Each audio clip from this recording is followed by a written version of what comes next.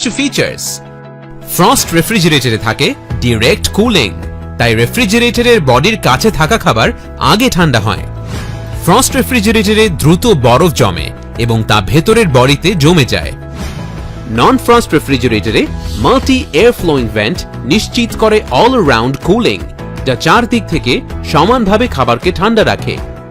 নন frost রেফ্রিজারেটরে আছে কুল pack, যা বিদ্যুৎ চলে গেলেও 12 ঘন্টা পর্যন্ত খাবার ঠান্ডা রাখে।